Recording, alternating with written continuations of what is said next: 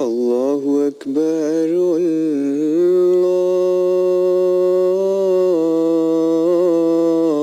الله أكبر الله أكبر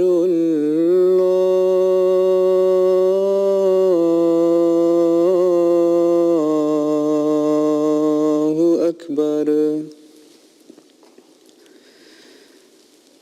أشهد أن لا إله إلا الله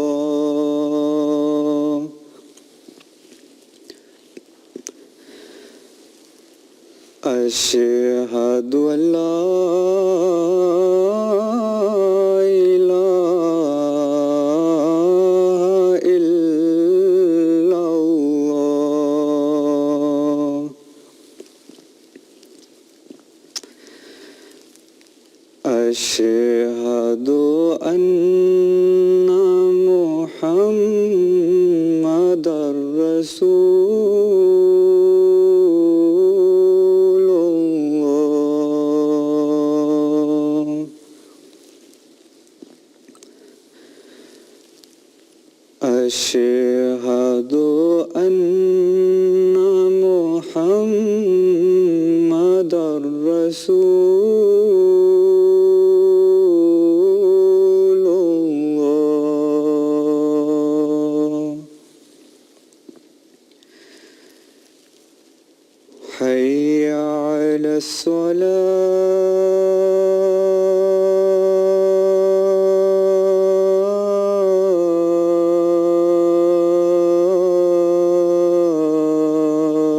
الصلاة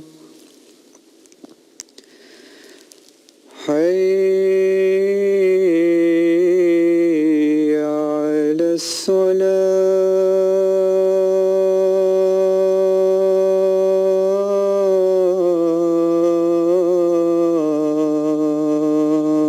الصلاة حي على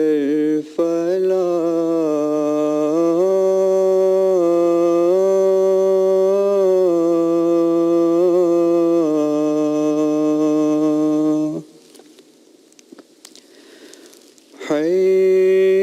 حي على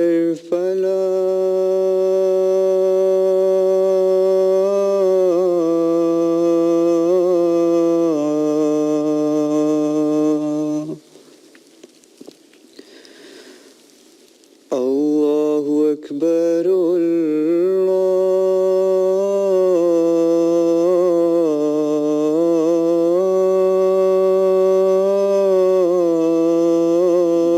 الله أكبر لا إله إلا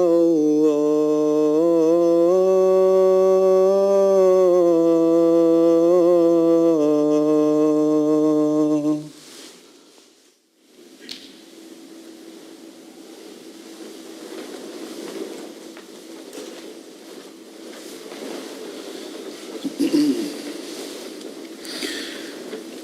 السلام عليكم ورحمة الله.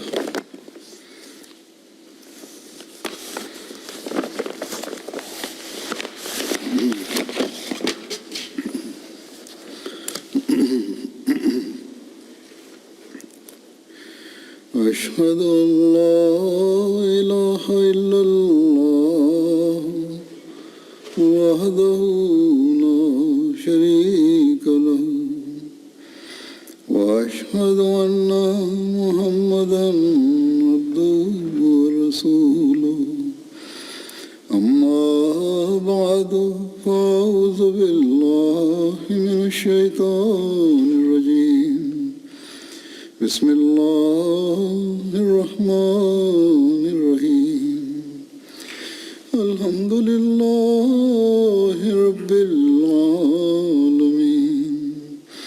الرحمن الرحيم مالك يوم الدين إياك نعبد وإياك نستعين اهدنا الصراط المستقيم صراط الذين أنعمت عليهم غير المغضوب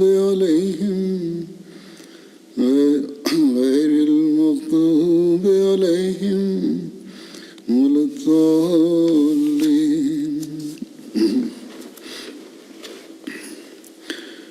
گزشتہ خطبے سے حضرت علی رضی اللہ عنہ کا ذکر چل رہا تھا. آج بھی اس سلسلے میں بیان کروں گا. حضرت علی کی مواقعات کے بارے میں روایت میں ہے کہ حضرت صلی اللہ علیہ وسلم نے حضرت علی کو 2 مرتبہ اپنا بھائی قرار دیا. ایک مرتبہ رسول اللہ صلی اللہ علیہ وسلم نے مہاجرین کے درمیان مکے میں مواقعات قائم فرمائی. پھر آپ نے مہاجرین اور انصار کے درمیان مدینہ میں ہجرت کے بعد مواقعات قائم فرمائی. اور دونوں مرتبہ حضرت علی سے فرمایا انت اخی فی الدنیا والآخرہ، تم دنیا اور آخرت میں میرے بھائی ہو. ایک روایت کے مطابق رسول اللہ صلی اللہ علیہ وسلم نے حضرت علی بن ابو طالب اور سہل بن حنیف کے درمیان مواقعات کا رشتہ قائم کیا. یہ مواقعات کب کب ہوئی اس بارے میں ذکر آتا ہے. تاریخ میں جو ذکر ملتا ہے کہ مواقعات 2 مرتبہ ہوئی. چنانچہ صحیح بخاری کے ایک شارح علامہ قسطلانی بیان کرتے ہیں کہ مواقعات 2 مرتبہ ہوئی.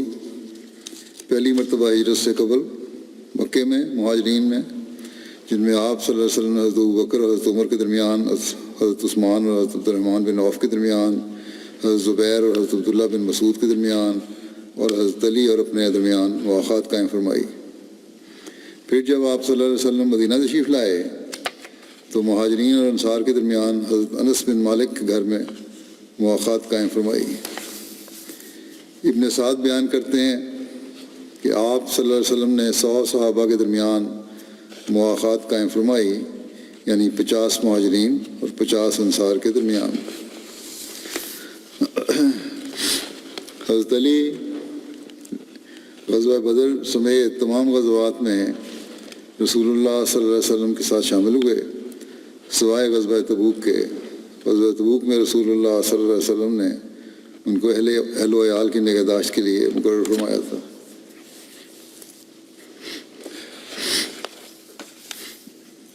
حضرت ثعلبہ بن ابو مالک بیان کرتے ہیں کہ حضرت سعد بن عبادہ ہر موقع پر رسول اللہ صلی اللہ علیہ وسلم کی طرف سے علمبردار ہوتے تھے، مگر جب لڑائی کا وقت آتا تو حضرت علی بن ابو طالب جھنڈا لے لیتے.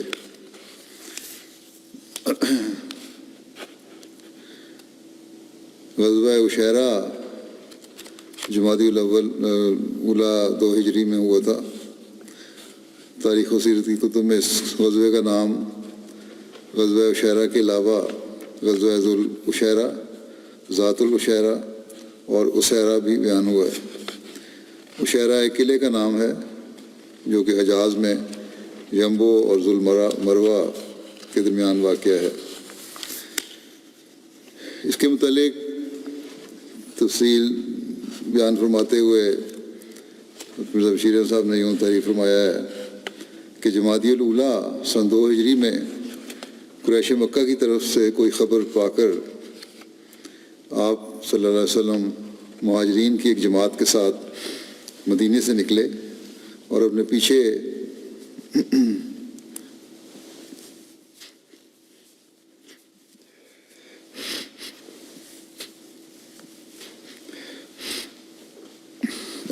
اپنے رضائی بھائی ابو سلمہ بن عبد الاسد کو امیر مقرر فرمایا. اس غزوے میں آپ صلی اللہ علیہ وسلم کئی چکر کاٹتے ہوئے بالآخر ساحل سمندر کے قریب یمبو کے پاس مقام عشیرہ تک پہنچے اور گو قریش کا مقابلہ نہیں ہوا، مگر اس میں آپ صلی اللہ علیہ وسلم نے قبیلہ بنو مدلج کے ساتھ ایک معاہدہ طے فرمایا اور پھر واپس تشریف لے آئے۔ حضرت علی اس غزوے میں شامل ہوئے تھے۔ اس حوالے سے مسند احمد بن حنبل کی روایت اس طرح ہے کہ حضرت عمار بن یاسر بیان کرتے ہیں کہ غزوہ ذات العشیرہ میں حضرت علی اور میں رفیق کے سفر تھے۔ جب حضور صلی اللہ علیہ وسلم اس جگہ تشریف لے گئے اور وہاں قیام فرمایا تو ہم نے بنو مدلج کے لوگوں کو دیکھا کہ وہ کھجور کے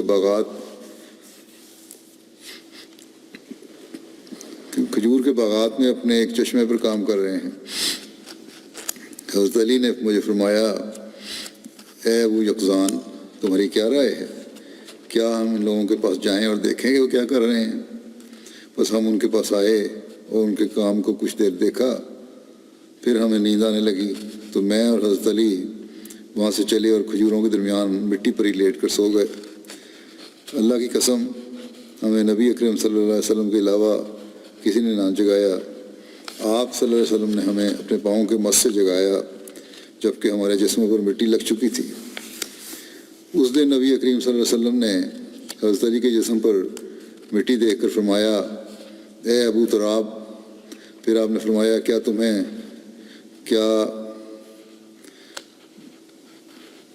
میں تمہیں دو بدترین آدمیوں کے بارے میں نہ بتاؤں؟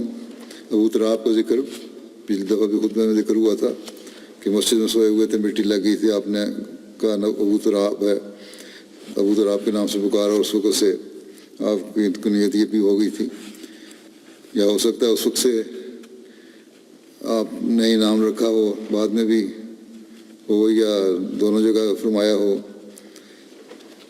جو بھی پہلے کا واقعہ ہے۔ پہلے کا واقعہ تو یہی لگتا ہے۔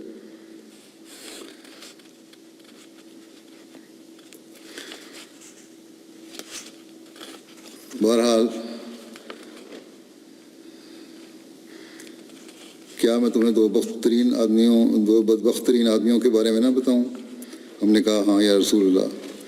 آپ نے فرمایا، پہلا شخص قوم سمود کا وہ حیمر تھا جس نے صالح علیہ السلام کی اونٹنی کی ٹانگیں کاٹی تھیں، اور دوسرا شخص وہ ہے جو اے علی تمہارے سر پر وار کرے گا یہاں تک کہ خون سے یہ داڑھی تر ہو جائے گی۔ غزوہ صفوان بدر الاولیٰ جمادی الاخر میں ہوا تھا، 2 ہجری میں۔ بشیر احمد صاحب نے اس کے بارے میں تفصیل اس طرح لکھی ہے کہ ابھی حضرت صلی اللہ علیہ وسلم کو غزوہ عشیرہ سے واپس مدینہ میں تشریف لائے ہوئے 10 دن بھی نہیں گزرے تھے کہ مکے کے ایک رئیس قرظ بن جابر فہری نے قریش کے ایک دستے کے ساتھ کمال ہوشیاری سے مدینہ کی چراگاہ پر، جو شہر سے صرف 3 میل پر تھا، اچانک حملہ کیا اور مسلمانوں کے اونٹ وغیرہ لوٹ کر جاتا رہا۔ حضرت صلی اللہ علیہ وسلم نے کوئی اطلاع ہوئی تو آپ فوراً زید بن حارثہ کو اپنے پیچھے امیر مقرر کر کے مہاجرین کی ایک جماعت کو ساتھ لے کر اس کے تعاقب میں نکلے اور صفوان تک، جو بدر کے پاس ایک جگہ ہے، اس کا پیچھا کیا، مگر وہ بچ کر نکل گیا۔ اس غزوے کو غزوہ بدر الاولیٰ بھی کہتے ہیں۔ اس غزوے کے موقع پر آپ صلی اللہ علیہ وسلم نے حضرت علی کو سفید جھنڈا عطا فرمایا تھا۔ غزوہ بدر 2 ہجری مطابق مارچ 623 عیسوی میں ہوا تھا، اور اس کا ذکر اور اس میں حضرت علی کے بارے میں یوں تذکرہ ملتا ہے کہ حضرت صلی اللہ علیہ وسلم نے حضرت علی، حضرت زبیر، حضرت سعد بن ابی وقاص اور حضرت بسبس بن عمر کو مشرکین کی خبر دریافت کرنے کے لیے بدر کے چشمے پر بھیجا۔ انہوں نے قریش کو اپنی جانوروں کو پانی پلاتے ہوئے دیکھا اور مشرکین کی اس جماعت کو پکڑ کر رسول اللہ صلی اللہ علیہ وسلم کی خدمت میں پیش کیا۔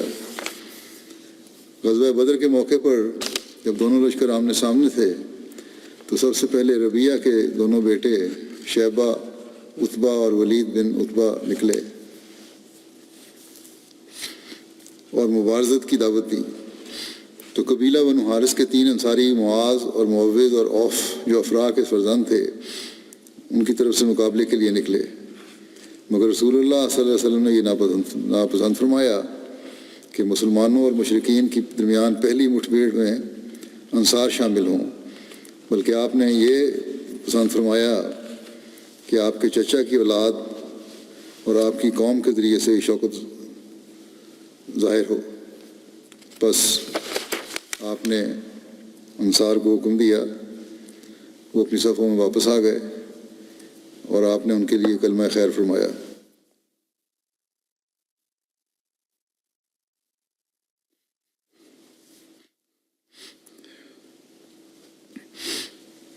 پھر مشرکین نے کہا، اے محمد، ہماری طرف مقابلہ کے لیے ہماری قوم میں سے ہمارے ہم پلہ لوگ بھیجو۔ بس رسول اللہ صلی اللہ علیہ وسلم نے فرمایا، اے بنو ہاشم، اٹھو، اپنے حق کے لیے لڑو جس کے ساتھ اللہ نے تمہارے نبی کو مبعوث کیا ہے۔ جب وہ لوگ اپنے باطل کے ساتھ آئے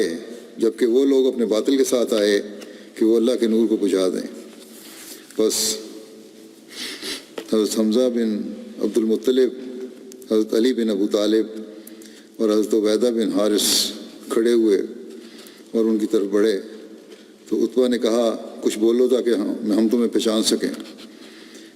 خوات پہنے ہوئے تھے ان لوگوں نے، جس کی وجہ سے چہرے چھپے ہوئے تھے۔ حضرت حمزہ نے کہا کہ میں حمزہ بن عبد المطلب، اللہ اور اس کے رسول صلی اللہ علیہ وسلم کا شیر ہوں۔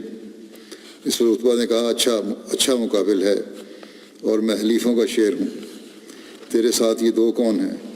حضرت حمزہ نے کہا، علی بن ابو طالب اور عبیدہ بن حارث۔ عتبہ نے کہا، دونوں اچھے مقابل ہیں۔ پھر عتبہ نے اپنے بیٹے سے کہا کہ اے ولید اٹھو۔ بس حضرت علی اس کے مقابل کے لیے گئے اور ان دونوں میں تلوار چلنے لگی اور حضرت علی نے اسے قتل کر دیا۔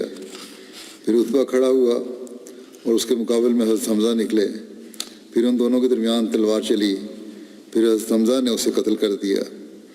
پھر شیبہ کھڑا ہوا اور اس کے مقابل پر حضرت عبیدہ بن حارث نکلے، جبکہ وہ حضرت عبیدہ اس نے رسول کریم صلی اللہ علیہ وسلم کے صحابہ میں سب سے زیادہ عمر رسیدہ تھے۔ شیبہ نے حضرت عبیدہ کی ٹانگ پر تلوار کا کنارہ مارا جو آپ کی پنڈلی کے گوشت میں لگا اور اس کو چیر دیا۔ حضرت حمزہ اور حضرت علی نے شیبہ پر حملہ کیا اور اسے قتل کر دیا۔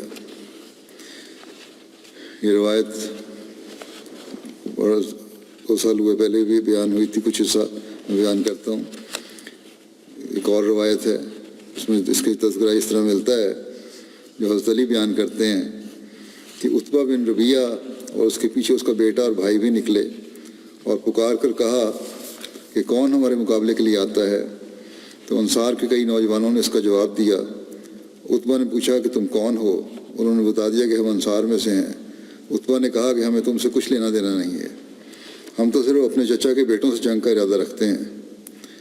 نبی کریم صلی اللہ علیہ وسلم نے فرمایا، اے حمزہ اٹھو، اے علی کھڑے ہو، اے عبیدہ بن حارث آگے بڑھو۔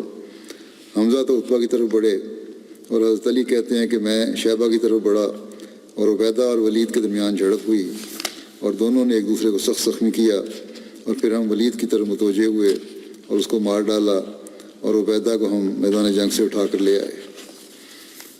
حضرت علی رضی اللہ عنہ غزوہ بدر کے بارے میں بیان کرتے ہیں کہ اس میں کفار کی تعداد مسلمانوں سے بہت زیادہ تھی۔ رات بھر رسول اللہ صلی اللہ علیہ وسلم خدا کے حضور عاجزانہ دعاؤں اور تضرعات میں مصروف رہے۔ جب کفار کا لشکر ہمارے قریب ہوا اور ہم ان کے سامنے صف آرا ہوئے تو ناگاہ ایک شخص پر نظر پڑی جو سرخ اونٹ پر سوار تھا اور لوگوں کے درمیان اس کی سواری چل رہی تھی۔ رسول کریم صلی اللہ علیہ وسلم نے فرمایا، اے علی، حمزہ جو کفار کے قریب کھڑے ہیں انہیں پکار کر پوچھو کہ سرخ اونٹ والا کون ہے اور کیا کہہ رہا ہے۔ پھر حضور صلی اللہ علیہ وسلم نے فرمایا کہ اگر ان لوگوں میں سے کوئی شخص انہیں خیر بھلائی کی نصیحت کر سکتا ہے تو وہ سرخ اونٹ والا شخص ہے۔ اتنی دیر میں حضرت حمزہ رضی اللہ عنہ بھی آ گئے۔ انہوں نے آ کر بتایا کہ عتبہ بن ربیہ ہے۔ جو کفار کو جنگ سے منع کر رہا ہے، جس کے جواب میں ابو جہل نے اسے کہا کہ تم بزدل ہو اور لڑائی سے ڈرتے ہو۔ عتبہ نے جوش میں آ کر کہا کہ آج دیکھتے ہیں کہ بزدل کون ہے۔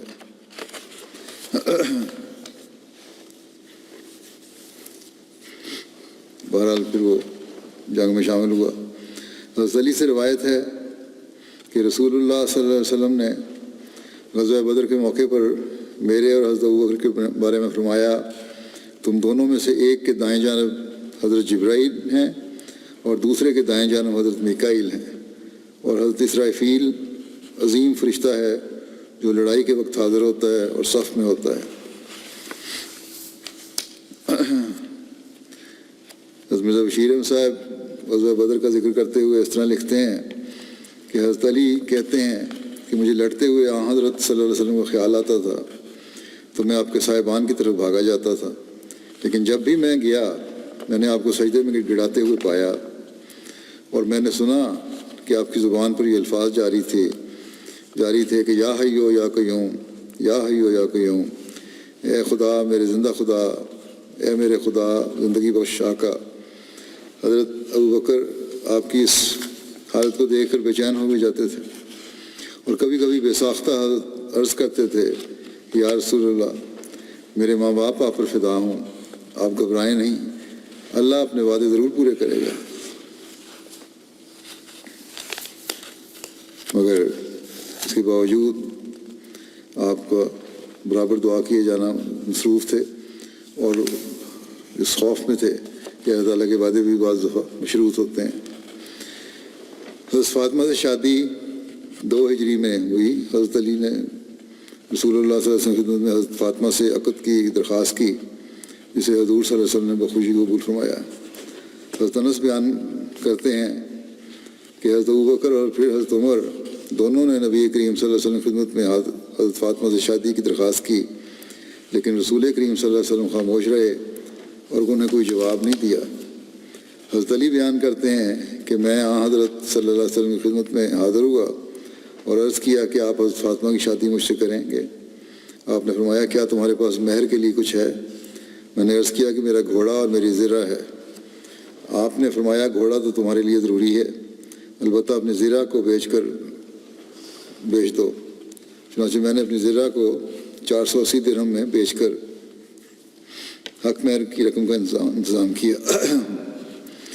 ایک روایت میں ہے لوگ یہ کہتے ہیں کہ حق مہر رکھ لو تو جو ہوگا تو دیکھی جائے گی، دے دیں گے۔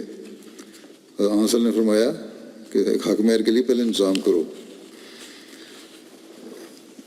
اس کا مطلب یہ فوری حق ہے، یہ نہیں ہے کہ بعض لوگ مجھے لکھ دیتے ہیں کہ اب جب حق مہر عورتیں پہلے مطالبہ کر لیتی ہیں، حالانکہ ہم ہنسی خوشی رہ رہے ہیں، مطالبہ کر دیتی ہیں تو یہ ان کا حق ہے، یہ دوسریوں کو دینا چاہیے، اور اس سے پھر جھگڑے شروع ہو جاتے ہیں، اور پھر طلاق خلا کے وقت ہی تو ہونا چاہیے، حالانکہ اس کا طلاق اور خلا سے کوئی تعلق نہیں ہے حق مہر کا۔ بہرحال ایک روایت میں یہ ہے کہ حضرت علی نے زرہ حضرت عثمان کو بیچی، حضرت عثمان نے زرہ کی قیمت بھی ادا کر دی اور زرہ بھی واپس کر دی۔ حضرت علی کہتے ہیں کہ میں وہ رقم لے کر آیا اور نبی کریم صلی اللہ علیہ وسلم کی گود میں رکھ دی۔ آپ صلی اللہ علیہ وسلم نے اس میں سے مٹھی بھر بلال کو دیتے ہوئے فرمایا اس سے کچھ خوشبو خرید لاؤ، اور کچھ لوگوں کو ارشاد فرمایا کہ حضرت فاطمہ کا جہیز تیار کرو۔ چنانچہ حضرت فاطمہ کے لیے ایک چارپائی، چمڑے کا ایک تکیہ جس میں کھجور کی چھال بھری ہوئی تھی، یہ سب تیار کیا گیا۔ ایک روایت میں ہے کہ حضرت علی سے یہ رشتہ کرتے ہوئے آپ نے فرمایا میرے رب نے مجھے ایسا کرنے کا حکم فرمایا ہے۔ رخصتی کے بعد حضرت صلی اللہ علیہ وسلم نے حضرت علی سے فرمایا جب فاطمہ تمہارے پاس آئیں تو جب تک میں نہ آؤں کوئی بات نہ کرنا۔ چنانچہ حضرت فاطمہ حضرت ام ایمن کے ساتھ آئیں اور گھر کے ایک حصے میں بیٹھ گئیں، میں بھی ایک طرف بیٹھ گیا۔ پھر رسول اللہ صلی اللہ علیہ وسلم تشریف لائے اور فرمایا کیا میرا بھائی یہاں ہے؟ ام ایمن نے کہا کہ آپ کا بھائی، اور آپ نے اپنی بیٹی کی شادی اس سے کی ہے؟ آپ نے فرمایا ہاں۔ آپ اندر تشریف لائے اور حضرت فاطمہ سے کہا میرے پاس پانی لاؤ۔ وہ اٹھیں اور گھر رکھے ہوئے تھے، کیونکہ اس رشتے میں شادی ہو سکتی ہے، اس رشتے میں سگا بھائی نہیں ہے وہ، اور گھر میں رکھے ہوئے ایک پیالے میں پانی لائیں۔ آپ نے اسے لیا اور اس میں کلی کی۔ پھر حضرت فاطمہ نے فرمایا کہ آگے بڑھو، وہ آگے ہوئیں۔ آپ نے ان پر اور ان کے سر پر کچھ پانی چھڑکا اور دعا دیتے ہوئے کہا، اللہم انی اعیذھا بک وذریتھا من الشیطان الرجیم، اے اللہ اس کو اور اس کی اولاد کو شیطان مردود سے تیری پناہ میں دیتا ہوں۔ پھر آپ نے فرمایا دوسری طرف رخ کرو۔ جب انہوں نے دوسری طرف رخ کیا تو آپ نے ان کے کندھوں کے درمیان پانی چھڑکا۔ پھر ایسا ہی حضرت علی کے ساتھ کیا۔ حضرت علی سے فرمایا اپنے اہل کے پاس جاؤ اللہ کے نام اور برکت کے ساتھ۔ اسی طرح حضرت علی نے سے ایک روایت یوں مروی ہے کہ نبی کریم صلی اللہ علیہ وسلم نے ایک برتن میں وضو کیا، پھر اس پانی کو حضرت علی اور حضرت فاطمہ پر چھڑکا اور فرمایا اللہم بارک فیہما و بارک لہما فی شملہما، اے اللہ ان دونوں میں برکت رکھتے اور ان دونوں کے جمع ہونے میں برکت رکھتے۔ حضرت عائشہ اور حضرت ام سلمہ نے بیان فرمایا کہ رسول اللہ صلی اللہ علیہ وسلم نے ہمیں ارشاد فرمایا کہ ہم فاطمہ کو تیار کریں یہاں تک کہ ہم اس کو حضرت علی کے پاس لے جائیں۔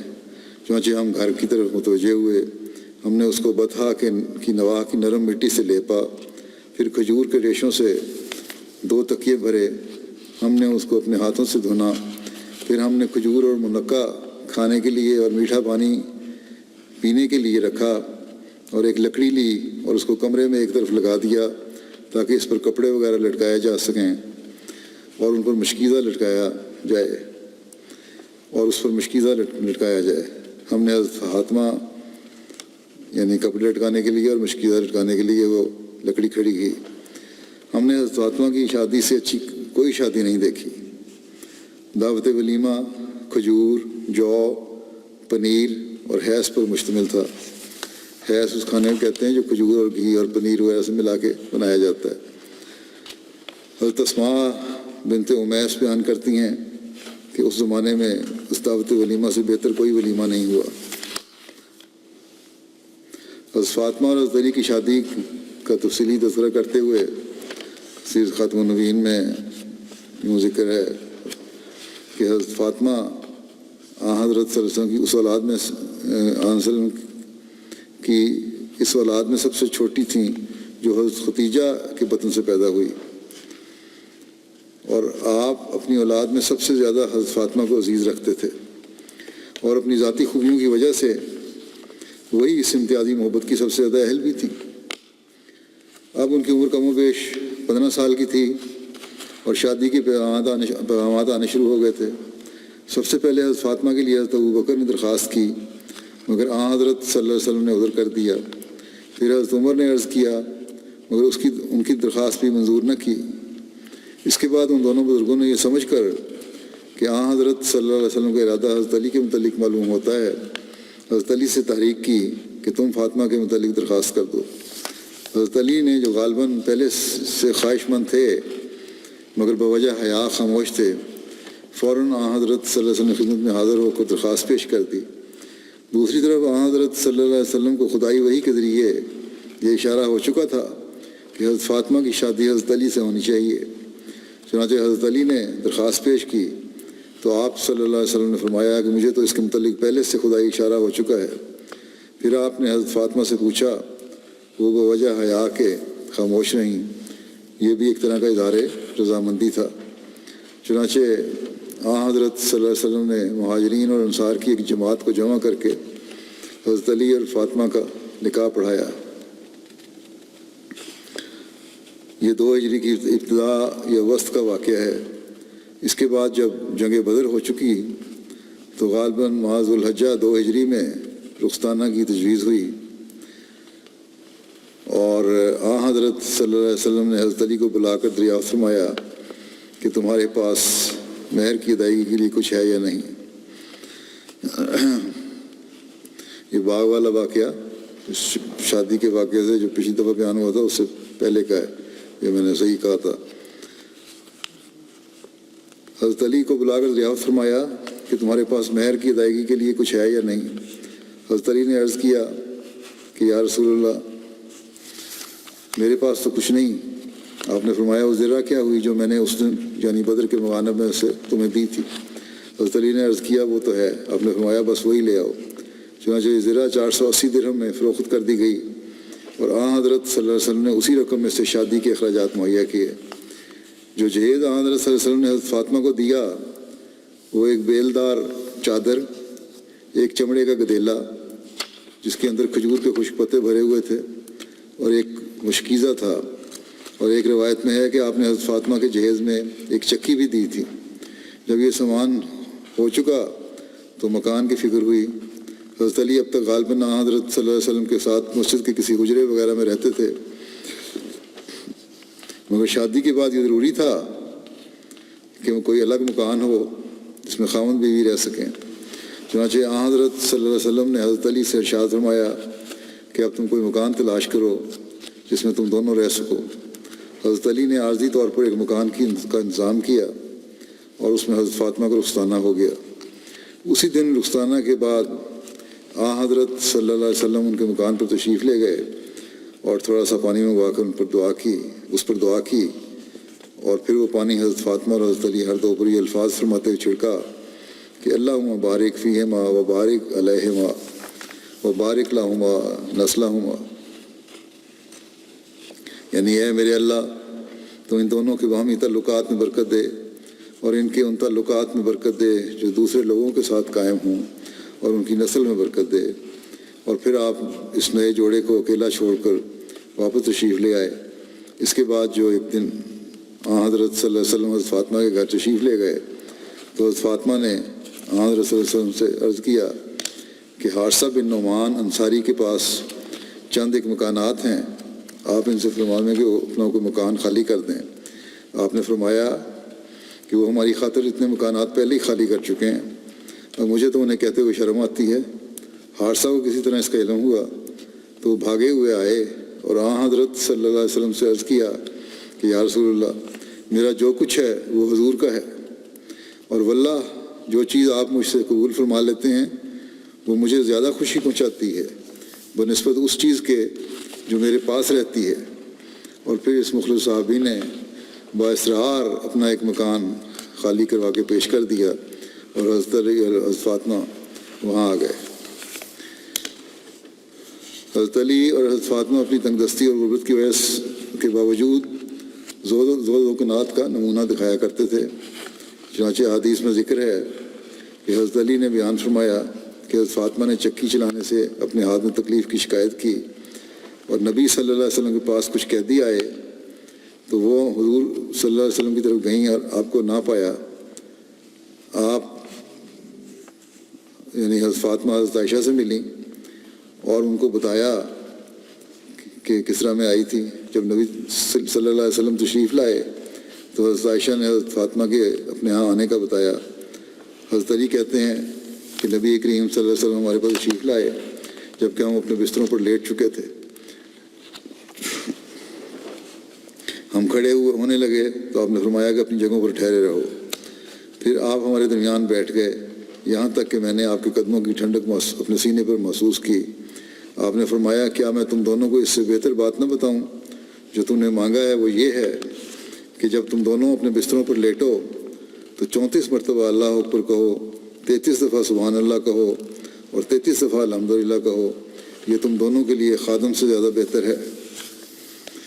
حضرت ابو ہریرہ سے روایت ہے کہ حضرت فاطمہ نبی کریم صلی اللہ علیہ وسلم کی خدمت میں آپ سے خادم مانگنے کے لیے حاضر ہوئیں اور کام کی شکایت کی تو آپ نے فرمایا تم اس خادم کو ہمارے پاس نہیں پاؤ گی، یعنی اس طرح تمہیں خادم مجھ سے نہیں ملے گا. اب نہیں دینا چاہتے تھے. آپ نے فرمایا کیا، حالانکہ حق بنتا تھا حضرت علی کا بھی مال غنیمت میں سے، لیکن آپ نے نہیں دیا. آپ نے فرمایا کیا میں تجھے ایسی بات نہ بتاؤں جو تیرے لیے خادم سے بہتر ہے؟ تم اپنے بستر پر جاتے ہوئے 33 دفعہ سبحان اللہ کہو، 33 مرتبہ الحمدللہ کہو اور 34 دفعہ اللہ اکبر کہو. صحیح مسلم کی روایت ہے یہ. حضرت مسلم موعود حضرت صلی اللہ علیہ وسلم کی سیرت بیان فرماتے ہوئے اس واقعہ کو یوں بیان فرماتے ہیں. پہلے بخاری کے حوالے سے بیان فرمایا جو یہ حدیث ہے کہ حضرت فاطمہ رضی اللہ عنہا نے شکایت کی کہ چکی پیسنے سے انہیں تکلیف ہوتی ہے۔ اسی عرصے میں حضرت صلی اللہ علیہ وسلم کے پاس کچھ غلام آئے، آپ حضرت صلی اللہ علیہ وسلم کے پاس تشریف لے گئیں، لیکن آپ کو گھر پر نہ پایا، اس لیے حضرت عائشہ رضی اللہ تعالیٰ عنہ کو اپنے آمد کی وجہ سے اطلاع دے کر گھر لوٹ آئیں۔ جب حضرت صلی اللہ علیہ وسلم گھر تشریف لائے تو حضرت عائشہ نے جناب صلی اللہ علیہ وسلم کو حضرت فاطمہ کی آمد کی اطلاع دی، جس پر آپ صلی اللہ علیہ وسلم ہمارے پاس تشریف لائے اور ہم اپنے بستروں پر لیٹ چکے تھے۔ میں نے آپ کو آتے دیکھ کر چاہا کہ اٹھوں، مگر حضرت صلی اللہ علیہ وسلم نے فرمایا کہ اپنی جگہ لیٹے رہو۔ پھر ہم دونوں کے درمیان آ کر بیٹھ گئے، یہاں تک کہ آپ کے قدموں کی خنکی میرے سینے پر محسوس ہونے لگی۔ جب آپ بیٹھ گئے تو آپ نے فرمایا کہ میں تمہیں کوئی ایسی بات نہ بتاؤں جو اس چیز سے جس کا تم نے سوال کیا ہے بہتر ہے، اور وہ یہ ہے کہ جو تم اپنے بستروں پر لیٹ جاؤ تو 34 دفعہ تکبیر کہو، 33 دفعہ سبحان اللہ کہو اور 33 دفعہ الحمدللہ کہو، بس یہ تمہارے لیے خادم سے اچھا ہوگا۔ تو مسلمان لکھتے ہیں کہ اس واقعے سے معلوم ہوتا ہے کہ حضرت صلی اللہ علیہ وسلم اموال کی تقسیم میں ایسے محتاط تھے کہ باوجود اس کے کہ حضرت فاطمہ کو ایک خادم کی ضرورت تھی اور چکی پیسنے سے آپ کے ہاتھوں کو تکلیف ہوتی تھی، مگر پھر بھی آپ نے ان کو خادم نہ دیا بلکہ دعا کی تحریک کی اور اللہ تعالیٰ کی طرف ہی متوجہ کیا۔ آپ اگر چاہتے تو حضرت فاطمہ کو خادم دے سکتے تھے، کیونکہ جو اموال تقسیم کے لیے آئے آپ صلی اللہ علیہ وسلم کے پاس آتے تھے، وہ بھی صحابہ میں تقسیم کرنے کے لیے آتے تھے، اور حضرت علی بھی کا بھی ان میں حق ہو سکتا تھا اور حضرت فاطمہ بھی اس کی حقدار تھیں، لیکن آپ صلی اللہ علیہ وسلم نے احتیاط سے کام لیا اور نہ چاہا کہ ان اموال سے اپنے عزیزوں اور رشتہ داروں کو دے دیں، کیونکہ ممکن تھا کہ اس سے آئندہ لوگ کچھ نتیجہ نکالتے اور بادشاہ اپنے لیے اموال الناس کو جائز سمجھ لیتے۔ بس احتیاط کے طور پر آپ نے حضرت فاطمہ کو ان غلاموں اور لونڈیوں میں سے جو آپ کے پاس اس وقت بغرض تقسیم آئیں کوئی نہ دی۔ اس جگہ یہ بھی یاد رکھنا چاہیے کہ ان اموال میں آپ کا اور آپ کے رشتہ داروں کا خدا تعالیٰ نے حصہ مقرر فرمایا ہے، ان سے آپ خرچ فرما لیتے تھے اور اپنے متعلقین کو بھی دیتے تھے۔ ہاں، جب تک کوئی چیز آپ کے حصے میں نہ آئے اسے قطعاً خرچ نہ فرماتے اور اپنے عزیز سے عزیز رشتہ داروں کو بھی نہ دیتے۔ کیا دنیا کسی بادشاہ کی مثال پیش کر سکتی ہے جو بیت المال کا ایسا محافظ ہو؟ اگر کوئی نظیر مل سکتی ہے تو صرف اسی پاک وجود کے خدام میں سے، ورنہ دوسرے مذاہب اس کی نظیر پیش نہیں کر سکتے۔ حضرت علی بن ابو طالب نے بیان فرمایا کہ رسول اللہ صلی اللہ علیہ وسلم ایک رات ان کے اور اپنی بیٹی حضرت فاطمہ کے پاس تشریف لائے اور فرمایا کیا تم دونوں نماز نہیں پڑھتے؟ تو میں نے عرض کیا یا رسول اللہ صلی اللہ علیہ وسلم، ہماری جانیں اللہ کے ہاتھ میں ہیں، جب وہ چاہے کہ ہمیں اٹھائے تو ہمیں اٹھاتا ہے۔ آپ صلی اللہ علیہ وسلم نے مجھ سے اس کا کوئی جواب نہ دیا اور واپس تشریف لے گئے۔ یعنی کہ نماز تہجد اگر نہیں پڑھتے، نماز سے مراد تہجد تھی، تہجد کے وقت اگر ہماری آنکھ نہیں کھلتی تو اللہ کی مرضی ہے، اللہ تعالیٰ اگر چاہے تو ہمیں اٹھا دے اور جب اٹھا دیتا ہے تو ہم پڑھ لیتے ہیں۔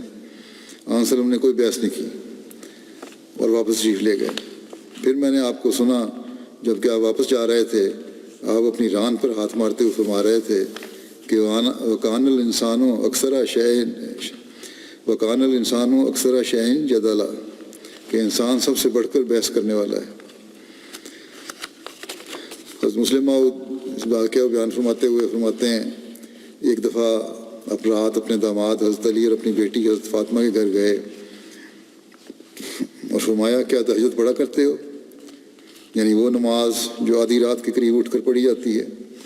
حضرت علی نے عرض کیا یا رسول اللہ، پڑھنے کی کوشش تو کرتے ہیں، اور جب خدا تعالیٰ کی منشا کے متحد کسی وقت ہماری آنکھ بند رہتی ہے تو پھر تہجد رہ جاتی ہے۔ آپ نے فرمایا تہجد پڑھا کرو، اور اٹھ کر اپنے گھر کی طرف چل پڑے اور راستے میں بار بار کہتے جاتے تھے وَكَانَ الْإِنسَانُ أَكْثَرَ شَيْءٍ جَدَلًا۔ یہ قرآن کریم کی ایک آیت ہے جس کے معنی یہ ہیں کہ انسان اکثر اپنی غلطی تسلیم کرنے سے گھبراتا ہے اور مختلف قسم کی دلیلیں دے کر اپنے قصور پر پردہ ڈالتا ہے۔ مطلب یہ تھا کہ بجائے اس کے کہ حضرت علی اور حضرت فاطمہ یہ کہتے کہ ہم سے کبھی کبھی غلطی بھی ہو جاتی ہے، انہوں نے یہ کیوں کہا کہ جب خدا تعالیٰ کا منشا ہوتا ہے کہ ہم نہ جاگے تو ہم سوئے ہوئے رہتے ہیں، اور اپنی غلطی کو اللہ تعالیٰ کی طرف کیوں منسوب کیا؟ حضرت مسلمہ بیان فرماتے ہیں اس کو مزید واقعے کو مزید کھول کے کہ حضرت علی اپنا ایک واقعہ بیان فرماتے ہیں جس سے ثابت ہوتا ہے کہ ایک موقع پر جب کہ حضرت علی نے آپ کو ایسا جواب دیا جس میں بحث اور مقابلے کا طرز پایا جاتا تھا، تو بجائے اس کے کہ آپ صلی اللہ علیہ وسلم ناراض ہوتے یا خفگی کا اظہار کرتے، آپ نے ایک ایسی لطیف طرز اختیار کی کہ حضرت علی غالباً اپنی زندگی کے آخری ایام تک اس کی حلاوت سے مزہ اٹھاتے رہے ہوں گے، اور انہوں نے جو لطف اٹھایا ہوگا وہ تو انہی کا حق تھا۔ اب بھی حضرت صلی اللہ علیہ وسلم کے اس اظہار ناپسندیدگی کو معلوم کر کے ہر ایک باریک بین نظر محو حیرت ہو جاتی ہے۔ حضرت علی کرم اللہ وجہ فرماتے ہیں کہ بخاری کی روایت ہے کہ یعنی نبی کریم صلی اللہ علیہ وسلم ایک رات میرے اور فاطمہ الزہرا کے پاس تشریف لائے جو رسول اللہ صلی اللہ علیہ وسلم کی صاحبزادی تھیں، اور فرمایا کہ کیا تم تہجد کی نماز نہیں پڑھا کرتے؟ میں نے جواب دیا کہ یا رسول اللہ، ہماری جانیں تو اللہ تعالیٰ کے قبضے میں ہیں، اور جب وہ اٹھانا چاہے اٹھا دیتا ہے۔ آپ اس بات کو سن کر لوٹ گئے اور مجھے کچھ نہیں کہا۔ پھر میں نے آپ سے سنا اور آپ پیٹھ پھیر کر کھڑے ہوئے تھے اور آپ اپنی ران پر ہاتھ مار کر کہہ رہے تھے کہ انسان تو اکثر باتوں میں بحث کرنے لگ پڑتا ہے۔ اللہ اللہ، کس لطیف طرز سے حضرت علی کو آپ نے سمجھایا کہ آپ کو یہ جواب نہیں دینا چاہیے تھا۔ کوئی اور ہوتا تو اول تو بحث شروع کر دیتا کہ میری پوزیشن اور رتبے کو دیکھو، پھر اپنے جواب کو دیکھو، کیا تمہیں یہ حق پہنچتا تھا کہ اس طرح میری بات کو رد کر دو؟ یہ نہیں تو کم سے کم بحث شروع کر دیتا کہ یہ تمہارا دعویٰ غلط ہے کہ انسان مجبور ہے اور اس کے تمام افعال اللہ تعالیٰ کے قبضے میں ہیں، وہ جس طرح چاہے کرواتا ہے، چاہے نماز کی توفیق دے چاہے نہ دے، اور کہتا ہے کہ جبر کا مسئلہ قرآن شریف کے خلاف ہے۔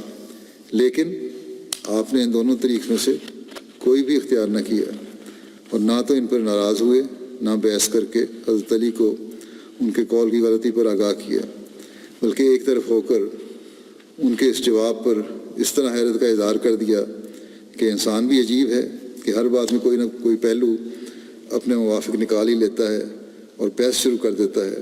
حقیقت میں آپ صلی اللہ علیہ وسلم کو اتنا کہہ دینا ایسے منافع اپنے اندر رکھتا تھا کہ جس کا عشر عشیر بھی کسی اور کی 100 بحثوں سے نہیں پہنچ سکتا تھا۔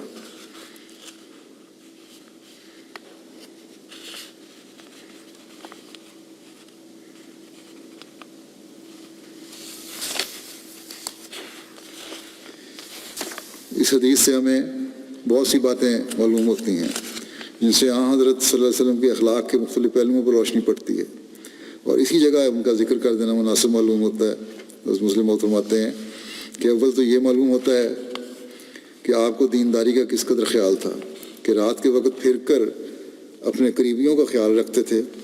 بہت لوگ ہوتے ہیں جو خود تو نیک ہوتے ہیں، لوگوں کو بھی نیکی کی تعلیم دیتے ہیں، لیکن ان کے گھر کا حال خراب ہوتا ہے، اور ان میں یہ مادہ نہیں ہوتا کہ اپنے گھر کے لوگوں کی بھی اصلاح کریں، اور انہی لوگوں کی نسبت مثل مشہور ہے کہ چراغ تلے اندھیرا، یعنی جس طرح چراغ اپنے آس پاس تمام اشیاء کو روشن کر دیتا ہے لیکن خود اس کے نیچے اندھیرا ہوتا ہے، اسی طرح یہ لوگ بھی دوسروں کو تو نصیحت کرتے پھرتے ہیں مگر اپنے گھر کی فکر نہیں کرتے کہ ہماری روشنی سے ہمارے اپنے گھر کے لیے کہ لوگ کیا فائدہ اٹھا رہے ہیں۔ مگر حضرت صلی اللہ علیہ وسلم کو اس بات کا خیال معلوم ہوتا ہے کہ ان کے عزیز بھی اس نور سے منور ہوں جس سے وہ دنیا کو روشن کرنا چاہتے تھے، اور اس کا آپ تعہد بھی کرتے تھے، اور ان کے امتحان و تجربہ میں لگے رہتے تھے۔ اور تربیت اعضاء ایک ایسا اعلیٰ درجے کا جوہر ہے جو اگر آپ میں نہ ہوتا تو آپ کے اخلاق میں ایک قیمتی چیز کی کمی رہ جاتی۔ دوسری بات یہ معلوم ہوتی ہے کہ آپ صلی اللہ علیہ وسلم کو اس تعلیم پر کامل یقین تھا جو آپ دنیا کے سامنے پیش کرتے تھے، اور ایک منٹ کے لیے بھی آپ اس پر شک نہیں کرتے تھے اور جیسا کہ لوگ اعتراض کرتے ہیں کہ نعوذ باللہ دنیا کو الو بنانے کے لیے اور اپنی حکومت جمانے کے لیے آپ نے یہ سب کارخانہ بنایا تھا، ورنہ آپ کو کوئی وحی نہیں آتی تھی، یہ بات نہ تھی، بلکہ آپ کو اپنے رسول اور خدا کے مامور ہونے پر ایسا سلج قلب عطا تھا کہ اس کی نظیر دنیا میں نہیں ملتی۔ کیونکہ ممکن ہے کہ لوگوں میں آپ بناوٹ سے کام لے کر اپنی سچائی کو ثابت کرتے ہوں، لیکن یہ خیال نہیں کیا جا سکتا کہ رات کے وقت ایک شخص خاص طور پر اپنی بیٹی اور داماد کے پاس جائے اور ان سے دریافت کرے کہ کیا وہ اس عبادت کو بھی بجا لاتے ہیں جو اس نے فرض نہیں کی، بلکہ اس کا ادا کرنا مومنوں کے اپنے حالات پر چھوڑ دیا ہے، اور جو آدھی رات کے وقت اٹھ کر ادا کی جاتی ہے۔ اس وقت آپ کا جانا اور اپنی بیٹی اور داماد کو ترغیب دینا کہ وہ تہجد بھی ادا کیا کریں، اس کامل یقین پر دلالت کرتا ہے جو آپ کو اس تعلیم پر تھا جس پر آپ لوگوں کو چلانا چاہتے تھے۔ ورنہ ایک مفتری انسان جو جانتا ہو کہ ایک تعلیم پر چلنا ایک سا ہے اور اپنی اولاد کو ایسے پوشیدہ وقت میں اس تعلیم پر عمل کرنے کی نصیحت نہیں کر سکتا۔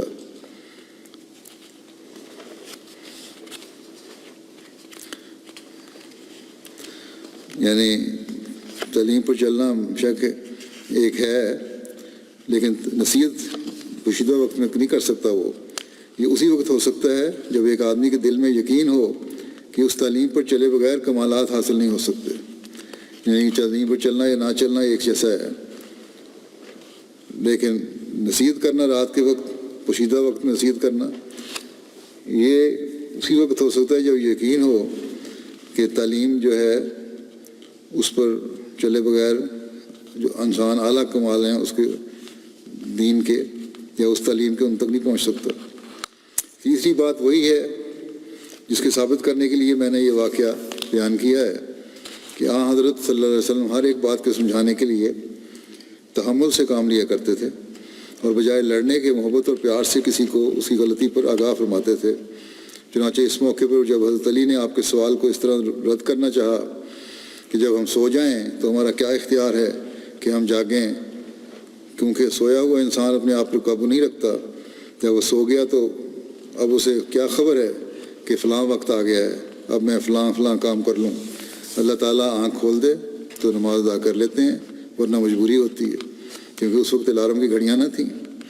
اس بات کو سن کر حضرت صلی اللہ علیہ وسلم کو حیرت ہونی تھی، کیونکہ آپ صلی اللہ علیہ وسلم کے دل میں جو ایمان تھا وہ کبھی آپ کو ایسا غافل نہ ہونے دیتا تھا کہ تہجد کا وقت گزر جائے اور آپ کو خبر نہ ہو۔ اس لیے آپ نے دوسری طرف منہ کر کے صرف یہ کہہ دیا کہ انسان بات مانتا نہیں، جھگڑتا ہے۔ یعنی تم کو آئندہ کے لیے کوشش کرنی چاہیے تھی کہ وقت ضائع نہ ہو، نہ کہ اس طرح ٹالنا چاہیے تھا۔ چنانچہ حضرت علی کرم اللہ وجہ فرماتے ہیں میں نے پھر کبھی تہجد میں ناغہ نہیں کیا۔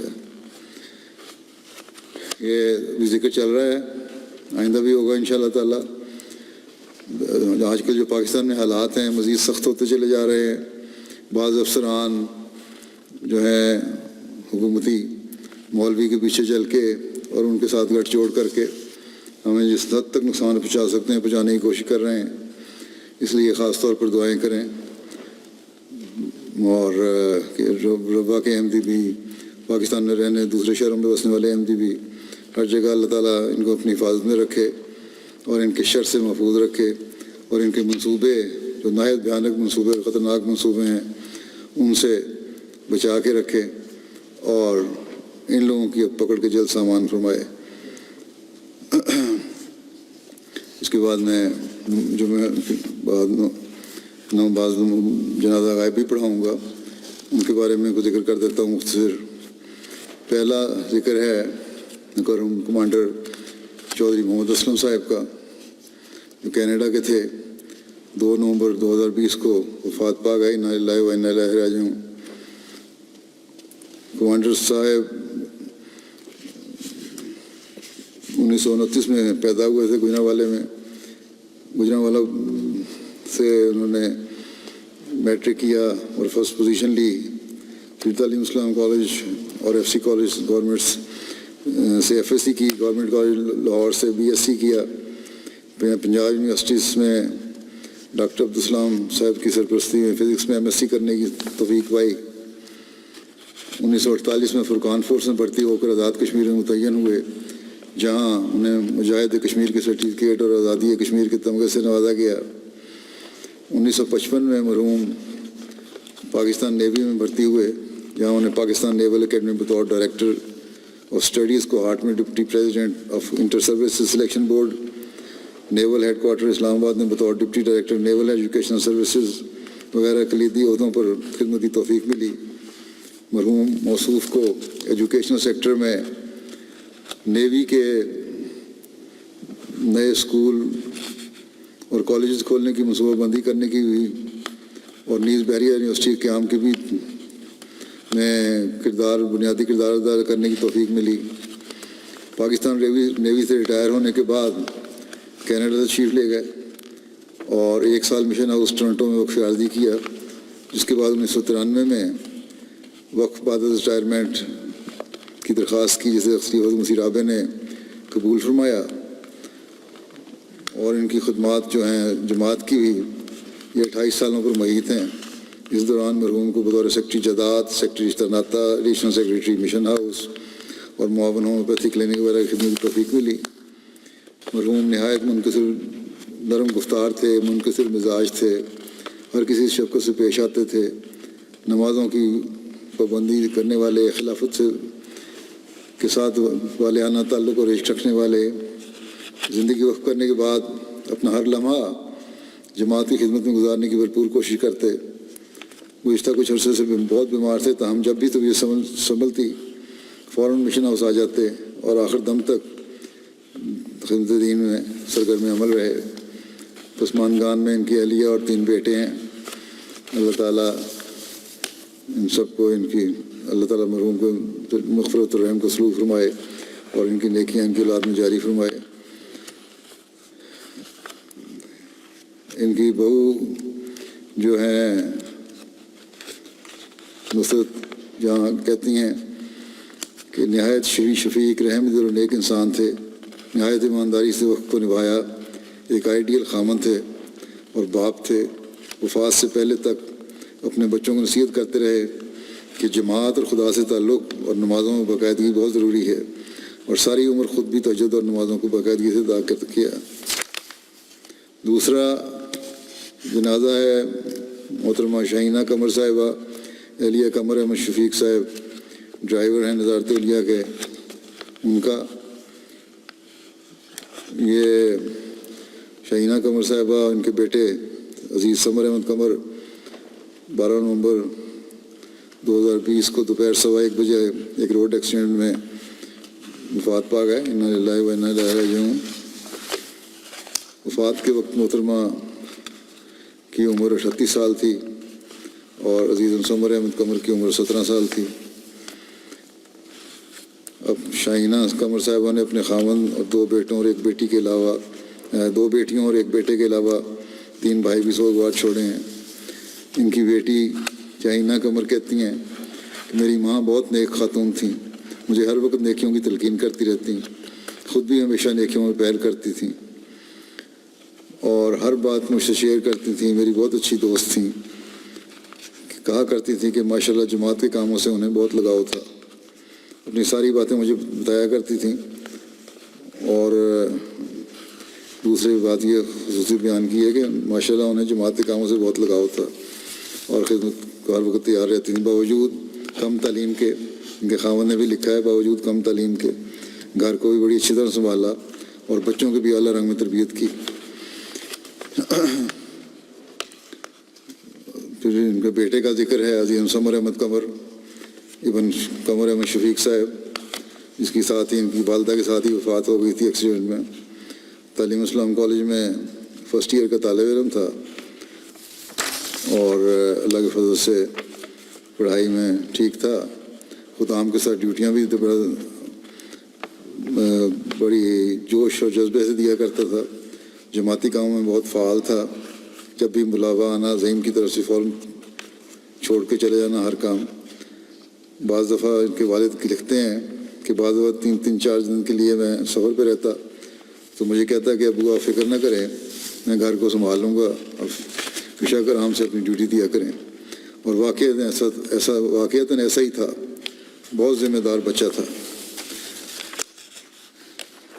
سمر احمد قمر کی بڑی بہن سمرین کہتی ہیں میرے بھائی ماشاءاللہ بہت اچھے تھے، غصہ تو انہیں آتا ہی نہیں تھا. میں اگر کبھی ڈانٹ بھی دیتی تو بالکل بھی غصے نہیں کرتے تھے اور نہ ہی ناراض ہوتے تھے، بلکہ بچوں سے، بہن بھائیوں سے بہت پیار کا تعلق تھا. باقی چھوٹے بہن بھائیوں نے یہی لکھا ہے.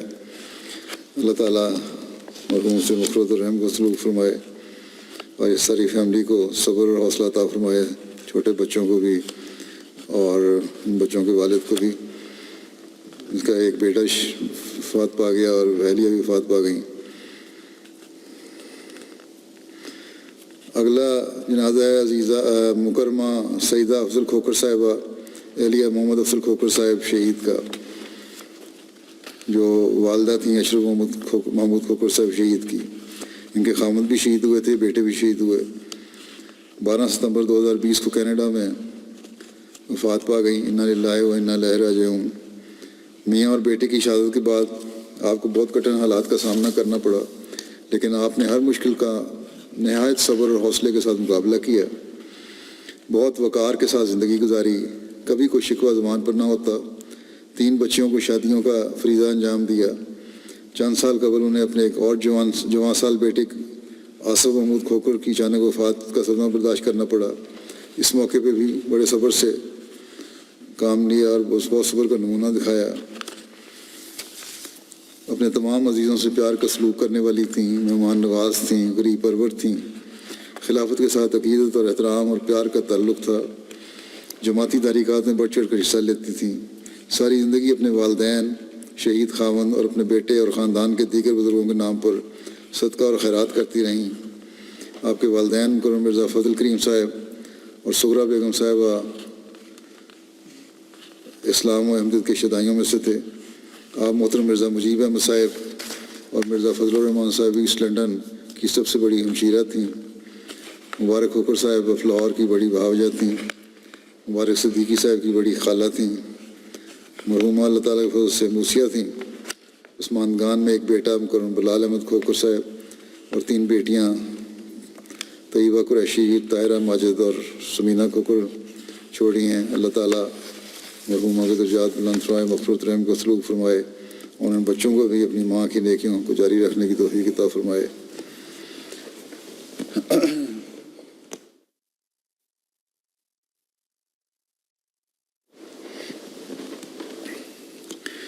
الحمد للہ نحمدہ ونستعینہ ونستغفرہ ونؤمن بہ ونتوکل علیہ ونعوذ باللہ من شرور انفسنا ومن سیئات اعمالنا.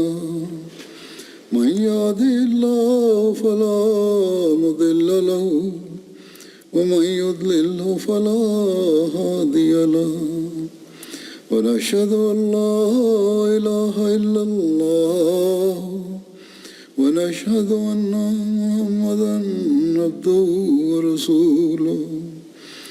عباد الله رحمكم الله، إن الله يأمر بالعدل والإحسان وإيتاء ذي القربى وينهى عن الفحشاء والمنكر والبغي يعظكم لعلكم تذكرون. اذكروا الله يذكركم وادعوه يستجب لكم ولذكر الله أكبر.